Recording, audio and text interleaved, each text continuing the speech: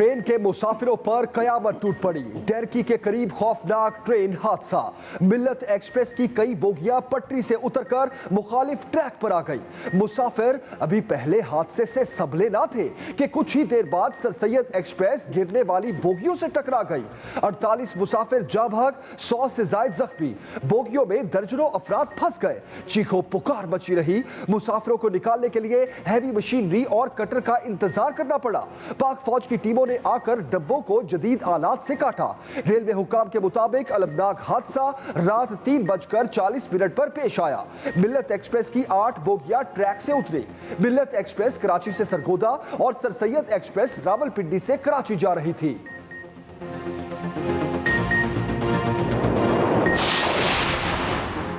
गफलत और लापरवाही की कहानी ऐनी शाहिदीन की जुबानी। ऐनी शाहिद के मुताबिक मिल्लत एक्सप्रेस में लगाई गई बोगी नंबर 10 का हुक खराब था। ड्राइवर ने इस बोगी को ट्रेन में शामिल करने से इनकार किया, मगर मैकेनिकल डिपार्टमेंट ने जबरदस्ती 10 नंबर बोगी को गाड़ी में डाला। इमदादी टीमें भी ताखीर से पहुंची। रात गए हादसा होने के बाद रेस्क्यू ऑपरेशन 2 घंटे ताखीर से शुरू हुआ। जख्मी बेयारों मददगार पड़े रहे। बच जाने वाले अपनी मदद आपके तहत जख्मियों को बचाने की कोशिशें करते रहे। कराची के कैंट स्टेशन पर हेल्प डेस्क का इंचार्ज गायब। हादसे का शिकार ट्रेन के मुसाफिरों के लवाहिकीन खौर।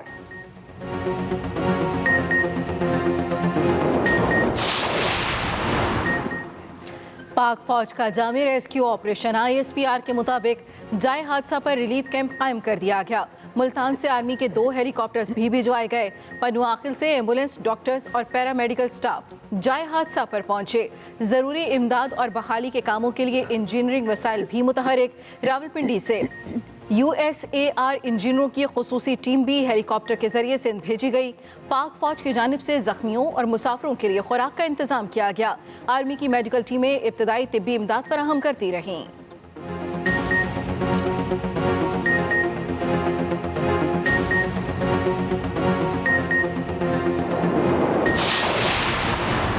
वजीर आजम सख्ते में। रेलवे के हिफाजती निजाम में खामियों की जामे तहकीकात का हुक्म। वजीर आजम इमरान खान का हादसे पर गहरे दुख और अफसोस का इजहार। कहा, अलमनाक हादसे पर सख्ते में हूँ। वजीर रेलवे आजम सवाती जाए हादसा पर पहुंच गए। हादसे की इंक्वायरी का हुक्म। 24 घंटे में तहकीकाती रिपोर्ट मांग ली। कहा, कीमती जानों के ज़िया पर मेरे पास अल्फाज नहीं। हादसे की तहकीकात मुकम्मल होने तक यहां से नहीं जाऊंगा। 30 साल से रेलवे में माफिया बैठा हुआ है। आजम सवाती ने अस्पताल में जख्मियों की इयादत भी की।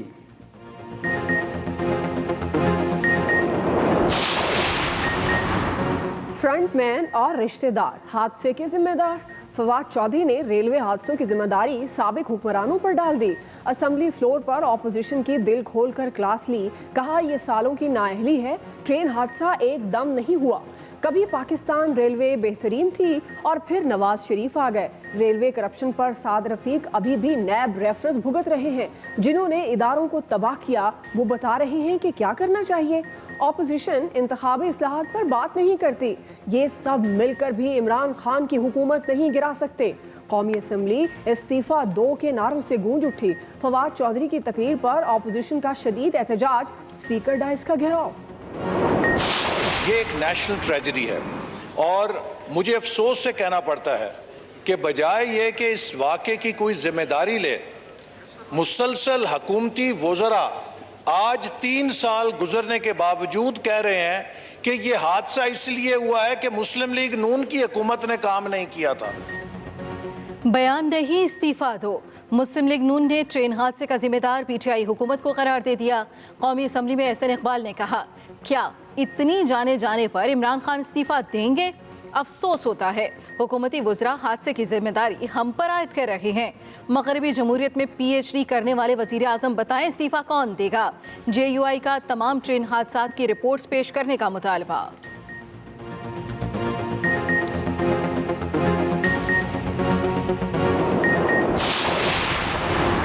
ऑपोजिशन का ऑपोजिशन के खिलाफ वॉकआउट। बिलावल भुट्टो ने कौमी असेंबली में नून लीग को निशाने पर रख लिया। कहा, वजीर और नून लीग के कागजी ओहदेदार सियासत चमकाने के लिए खड़े हो जाते हैं। इन कागजी ओहदेदारों की कोई हैसियत नहीं। बिलावल के रिमार्क्स पर नून लीग वॉकआउट कर गई। बिलावल भुट्टो का तमाम रेलवे हादसात की तहकीकात का मुतालबा। विफाकी वजीर मुराद सईद ने ऑपोजिशन के दौर में होने वाले रेलवे हादसात गिनवा दिए। विफाकी वजीर की तकरीर पर पीपल्स पार्टी अरकान का शोर शराबा।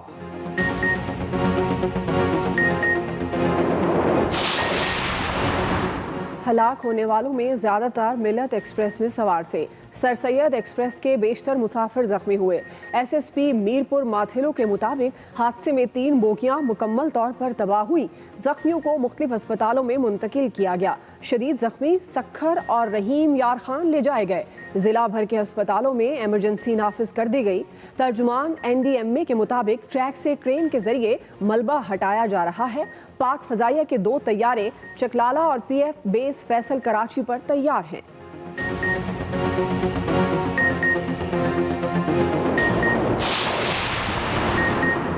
चौकीदारों की वसीहाई। ट्रेन हादसे ने महकमे सेहत सिंध का पोल खोल कर रख दिया।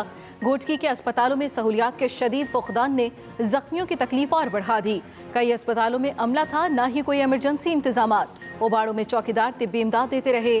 DHQ मीरपुर माथेलो का सर्द खाना कई माह से खराब निकला। एक्सरे रूम भूत बंगले का मंजर पेश करता रहा। ढेरकी में पहुंचने वाले जख्मियों को फेरा ही पड़ा। तमाम अफराद को रहीम यार खान रेफर किया गया। बड़े शहरों के दरमियान ट्रेन सर्विस मुअत्तल। हादसे के बायस अप और डाउन ट्रैक बंद। कराची, मुल्तान, रावलपिंडी और लाहौर के दरमियान ट्रेन ऑपरेशन रोक दिया गया। अवामी एक्सप्रेस, शाह हुसैन, तेजगाम और खैबर मेल को मुख्तलिफ स्टेशन पर रोक लिया गया। कराकुरम एक्सप्रेस, इलामा इकबाल और बिजनेस एक्सप्रेस भी रुक गए। लाहौर से कराची जाने वाली जिना और कराची एक्सप्रेस भी मनसूख।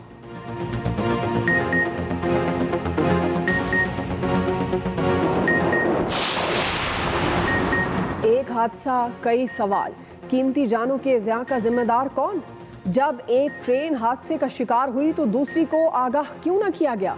रेलवे हुकाम कहाँ थे? इमदादी कार्रवाइयों में ताखीर क्यों हुई? रिलीफ ट्रेन को जाए हादसा पर पहुंचने में 6 घंटे क्यों लगे? रेलवे ऑफिसर ट्रैक की देखभाल क्यों न कर पाए? 3 माह के दौरान दूसरा बड़ा हादसा हुआ। 7 मार्च को भी सखर डिवीजन में कराची एक्सप्रेस की 5 बोगियां पटड़ी से उतरी थी।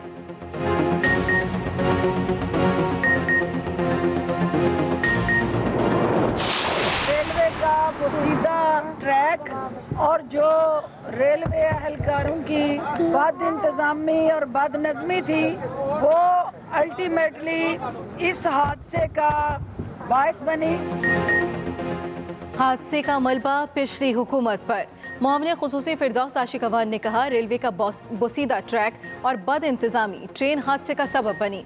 जिस ट्रैक पर हादसा हुआ उसकी खस्ता हाली की दास्तान पुरानी है। कौम को वो दिन भी याद है जब हर दूसरे दिन ट्रेन हादसा होता था। नून लीग के गुमशुदा लीडर हादसे पर सियासत करते नजर आए। सिंध हुकूमत भी अलमनाक हादसे पर सियासत से बाज नहीं आई। जाम बहक होने वालों के फी खानदान को 15 लाख रुपए दिए जाएंगे।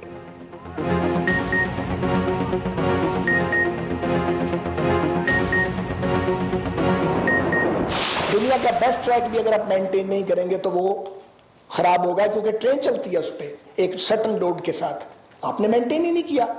आपको रेलवे के अफसरों ने लिख लिख के तरले किए आपके कि हमें पैसे दें, हमने मेंटेन करना है। आप नहीं बात आते।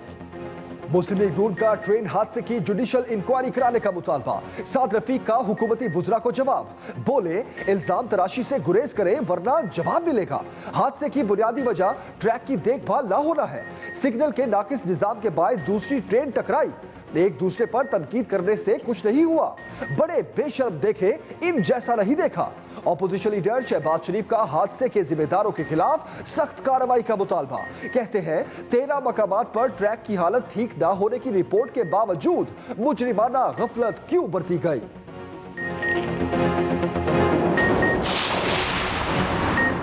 कौमी इक्तिसादी कौंसिल ने विफाक और सूबों के तरक्याती बजट की मंजूरी दे दी। वज़ीर आज़म की ज़ेर सदारत इजलास, चारों वज़राए आला की शिरकत, शरह नमू का हदफ भी मुकर्रर कर दिया गया। 2102 अरब का तरक्याती बजट मंजूर किया गया। विफाक का 900 अरब, सूबों का 1202 अरब का शेयर होगा। वज़ीर आला सिंध का इजलास में एहतजाज, तरक्याती बजट की कमी का शिकवा, इख्तलाफी नोट जमा कराने का ऐलान।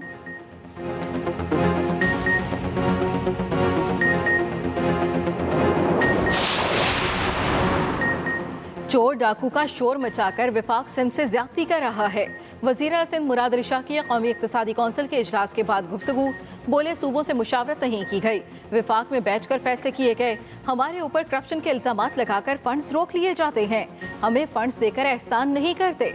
वज़ीर आला सिंध ने शिकवे शिकायतों से भरी एक और चिट्ठी वज़ीर आज़म को लिख दी। कहा, विफाकी हुकूमत सिंध के लोगों को पाकिस्तानी नहीं समझती, सिंध के हक के लिए आवाज़ उठाता रहूँगा। सिंध कौमी आमदन का 70% देता है, बदले में ये अक्सर नजरअंदाज किया जा रहा है।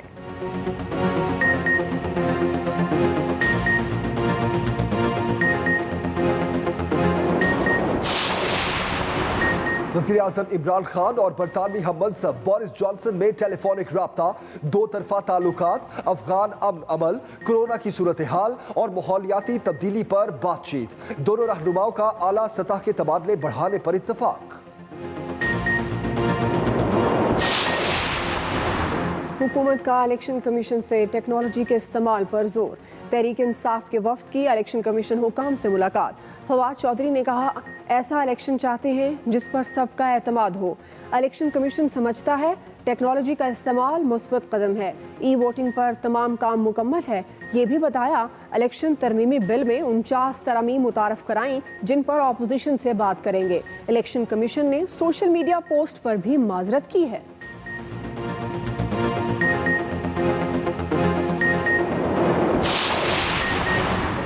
शाह महमूद कुरैशी के मुल्तान और बहावलपुर सेक्रेटेरिएट की कारकर्दगी पर तहफ़्फ़ुज़ात। कहा, सूबाई असम्बली के अरकान वज़ीर आला से दोनों सेक्रेटेरिएट की कारकर्दगी चेक करने का कहें।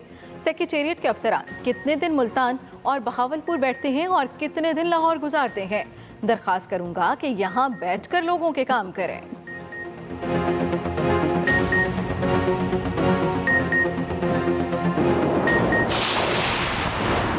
बड़े सूबे में बड़े रिलीफ की तैयारी, पंजाब में बड़े टैक्स रिलीफ की तजवीज। सूबे का आइंदा माली साल का बजट 14 जून को पेश किया जाएगा।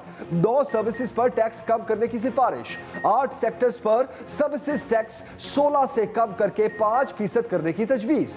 Beauty parlours, fashion designers, dress designers, construction machinery और वेयर हाउस पर सर्विसेज टैक्स में कमी होगी। कॉल सेंटर्स पर आयद 19.5% सर्विसेज टैक्स 16% करने की तजवीज।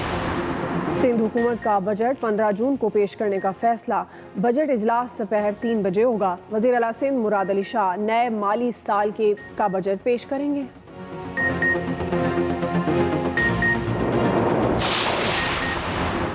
पानी का फैसला न्यूट्रल अंपायर्स के हाथ, हिरसा का एक्शन। वापडा को सिंध और पंजाब के बैराजों पर न्यूट्रल अफसरान तैनात करने का हुक्म। पंजाब ने 9 रुकनी टीम बना दी। सिंध की जानिब से पेशरफ्त का इंतजार। टीमें रोजाना की बुनियाद पर पानी की आमद और अखराज के हवाले से तफसीली रिपोर्ट फराहम करेंगी।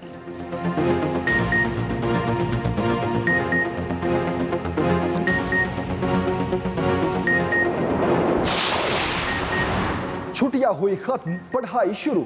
मुल्क के बेशतर शहरों में तालीमी इदारे खुल गए। बच्चों की स्कूल्स को वापसी, SOPs का मुकम्मल ख्याल।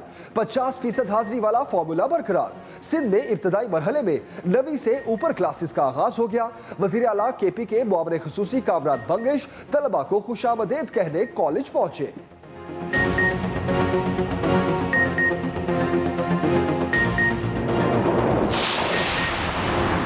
पोलियो भगाओ, मुस्तकबिल बचाओ।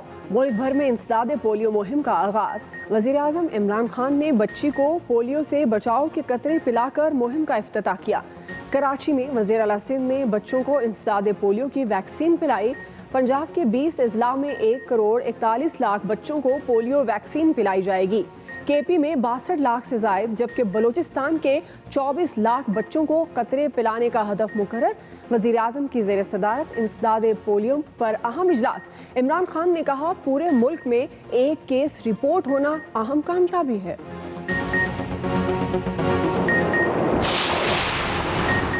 चीफ जस्टिस को पुलिस से खतरा। Chief justice Lahore high court के केस की समाअत के दौरान रिमार्क्स में कहा, रिटायरमेंट के बाद मुझे और अहले खाना को पुलिस से खतरा होगा। वो कौमें तबाह हो जाती हैं जो बड़ों को छोड़कर छोटों को पकड़ लेती हैं। पुलिस वालों ने रियासत के अंदर रियासत बना रखी है। मुझे पता है कि मेरी रिटायरमेंट के बाद पुलिस ने मेरी जिंदगी अजीरन कर देनी है। अदालत ने SP सदर हफीजुर रहमान की गैर मशरूत माफी की दरखास्त मुस्तरद कर दी। कोरोना के वार में बतदरीज कमी, तीसरी लहर काबू में आ गई। मुल्क में मस्बत केसेस की शरह 3% रही। 24 घंटों में 1490 नए केसेस रिपोर्ट, मजीद 58 अमवात। लाहौर में पाकिस्तान के पहले ड्राइव थ्रू वैक्सीनेशन सेंटर का इफ्तिताह। कज़ाफी स्टेडियम लाहौर में शहरी गाड़ी में बैठे ही वैक्सीन लगवा सकेंगे।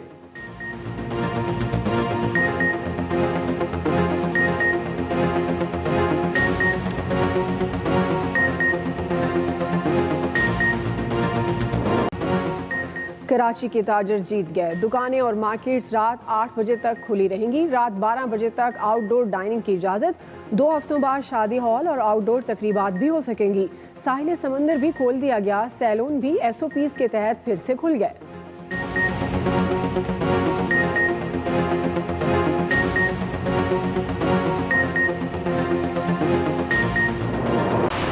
स्पीकर कौमी असम्बली का पंजाब असम्बली की नई इमारत का दौरा। स्पीकर पंजाब असम्बली से मुलाकात। परवेज इलाही ने कहा, इमरान खान का विजन काबिल तारीफ है।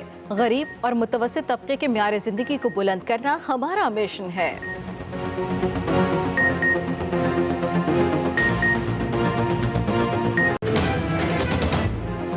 सूरज गर्मी खा गया, कहर बरसाने लगा, हर जानदार को बेहाल कर दिया।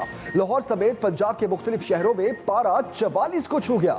सिंध और KP में भी शदीद गर्मी। महकमा मौसमियात ने मजीद गर्मी की पेशगोई कर दी। आइंदा चंद दिनों में पारा 49 डिग्री तक पहुंचने का इम्कान।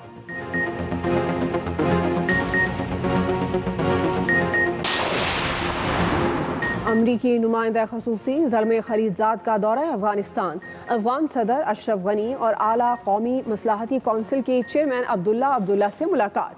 अफगान अमल, इंसदाद दहशतगर्दी और अफगान सिक्योरिटी फोर्सेस के लिए अमरीकी इमदाद पर बातचीत।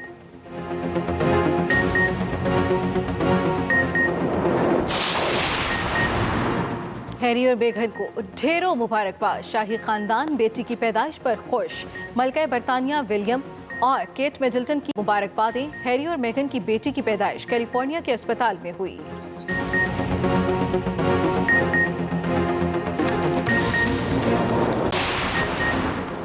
तंदुरुस्ती का राज, म्यारी और महफूज खुराक। पाकिस्तान समेत दुनिया भर में फूड सेफ्टी डे। एक अंदाजे के मुताबिक दुनिया भर में हर साल तकरीबन 30 लाख अफराद गैर म्यारी खुराक से पैदा होने वाली बीमारियों के बायस इंतकाल कर जाते हैं।